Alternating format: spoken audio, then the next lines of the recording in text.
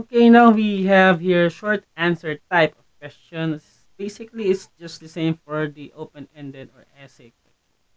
The only difference here, I mean, everything is the same. Parehas lang po siya paano mag-set up the questions and choose the short answer and assign points, display point if you like, randomize it, require answer.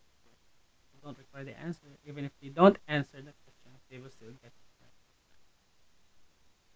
Continue. Okay. Let's 7 continue. Let's see the difference.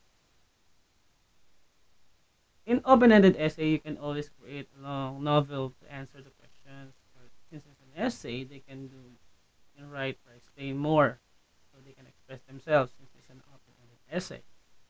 But here in short answer type questions, it is ideal to set the limit of the characters to 200. Since it is a short answer, more than 200 characters as an answer will not be categorized as short answer. Of course, it will be long. Masyado siyang mahaba. So, para po ma-achieve natin or magamit natin the identity of the short answer, you can always limit your usage of letters.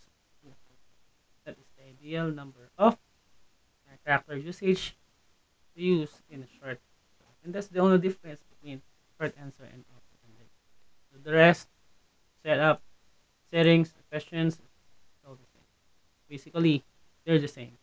Just use 200 characters to limit.